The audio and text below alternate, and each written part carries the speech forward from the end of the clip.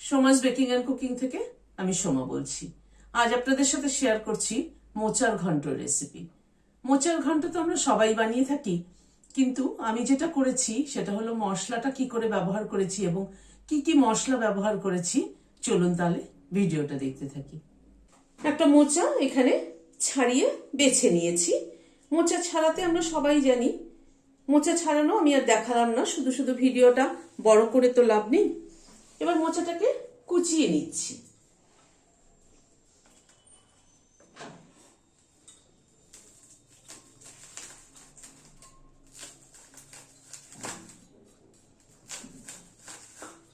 মোচাটাকে এইভাবে কুচিয়ে নিচ্ছি। মোচাটাকে কেটে জলে ফেলেছি। এবার মোচাটা সেদ্ধ করে নেব। প্রেসার কুকারে জল বসিয়েছি, জলটা গরম হয়ে এসছে। মোচাটা দিয়ে দিচ্ছি।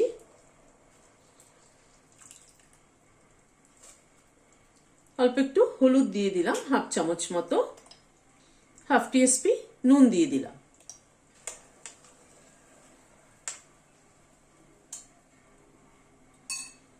এবার প্রেসার কুকারটা লাগিয়ে দিচ্ছি। একটা সিটি দিয়ে বন্ধ করে দেব। স্টিমটা রিলিজ হওয়া অবধি অপেক্ষা করব। একটা সিটি হয়ে যাওয়ার পরে গ্যাসটা বন্ধ করে দিচ্ছি। স্টিমটা রিলিজ হওয়া অবধি অপেক্ষা করব। এখানে একটা গ্রাইন্ডিং জার নিয়েছি। 1 চামচ মৌরি দিচ্ছি, 1 চামচ, 1.5 চামচ মতো পোস্ত দিলাম। এরকম ছোট ছোট 4টে টুকরো আদা দিলাম। 3টে কাঁচা লঙ্কা দিলাম। 1 চামচ, 2 চামচ নারকেল কোড়া দিলাম। উঁচু উঁচু, এটা কিন্তু টেবিল চামচ, এই টেবিল চামচে উঁচু উঁচু 2 চামচ নারকেল কোড়া দিলাম। এটাকে একটা অল্প জল দিয়ে একটা পেস্ট তৈরি করে নিচ্ছি। স্টিমটা রিলিজ করার পর ঢাকনাটা খুলে মোচাটা একটা স্ট্রেনারের মধ্যে দিয়ে দিচ্ছি। মোচাটা একটু ঠান্ডা হওয়া অবধি অপেক্ষা করব। মোচাটাকে ঠান্ডা হওয়ার জন্য একটা প্লেটে ঢেলে দিয়েছিলাম। এবার মোচাটাকে একটু চটকে নিচ্ছি।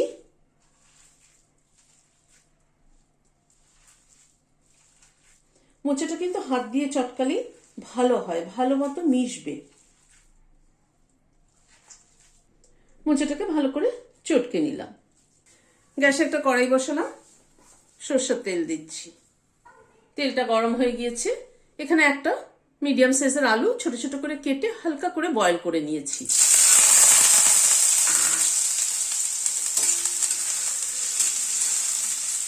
আলুটাকে আগে একটু ভেজে নিচ্ছি।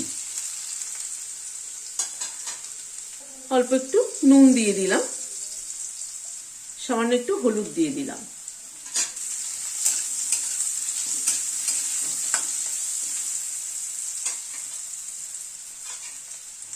আলুটাকে লাল করে ভেজে তুলে নিচ্ছি।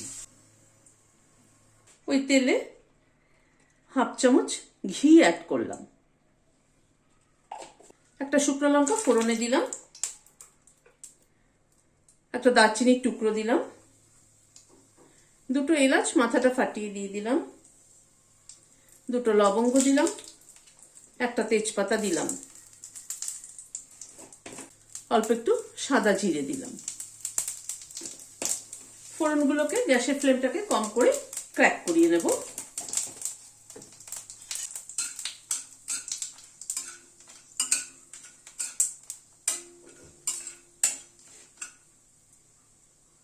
খানিকটা নারকেল কুচি দিলাম।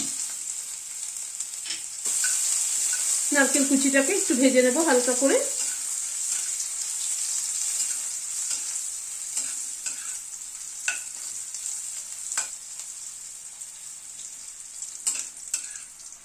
নারকেল কুচিটাকে অল্প ভেজে নেওয়ার পরে মোচাটা দিয়ে দিচ্ছি।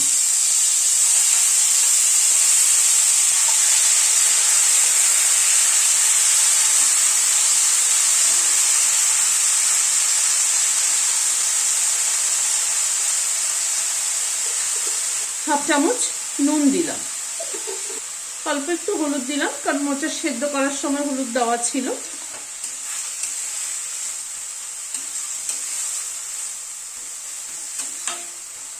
নুন হলুদটা দিয়ে মোচাটা আবার একটু নেড়ে নিলাম।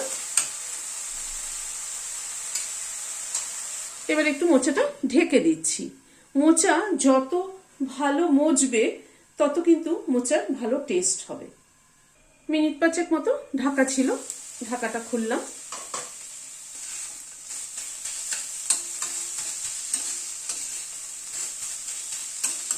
মোচাটাকে একটু নেড়ে চেড়ে দিলাম।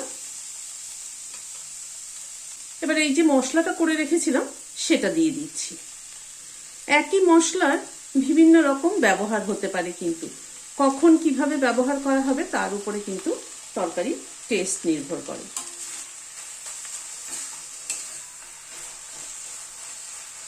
এইভাবে মোচা করে দেখবেন, ভীষণ ভালো লাগে খেতে।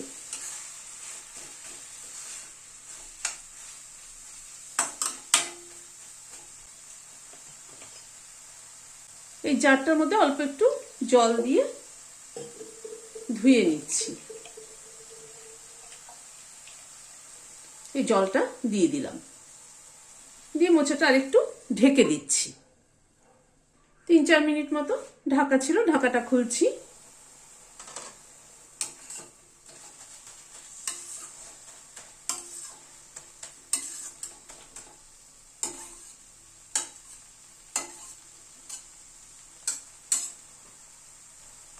এখানে সেদ্ধ ছোলা দিয়ে দিচ্ছি খানিকটা।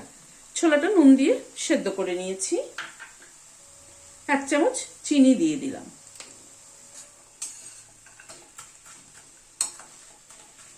এবার মোচাটাকে আরেকটু কষিয়ে নেব।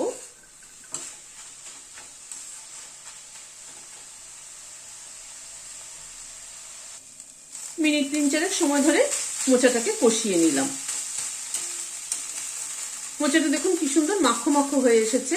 মোচা এরকম হলে খেতে কিন্তু টেস্ট হয়। এবার আলুটা দিয়ে দিচ্ছি। আলুটা দিয়ে মিশিয়ে দিলাম।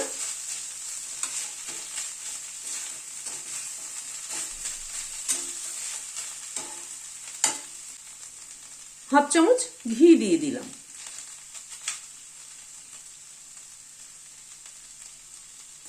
ঘিটাকে মিশিয়ে দিলাম। আজ আমার কাছে গরম মশলার গুঁড়োটা শেষ হয়ে গেছে। এখানে গরম মশলার গুঁড়ো অ্যাড করে দেবেন। 1/4 টিস্পুন মতো গরম মশলার গুঁড়ো দিয়ে দেবেন। আসলে আমি বাড়িতে বানিয়ে গরম মশলার গুঁড়ো ইউজ করি, বাইরের কেনাটা ইউজ করি না, সেটা আর বানানো হয়নি। গ্যাসের ফ্লেমটা বন্ধ করে দিচ্ছি, দিয়ে ঢেকে দিচ্ছি। Standing time 5 minute. গরম গরম ভাতের সাথে এরকম একটা মোচার ঘন্ট বানিয়ে খেয়ে দেখবেন, আমার মনে হয় ভালো লাগবে। ভালো লাগলে একটা লাইক এবং সাবস্ক্রাইব করার অনুরোধ রইল। আজ তাহলে এখানে শেষ করছি। দেখা হচ্ছে পরবর্তী ভিডিওতে। নমস্কার।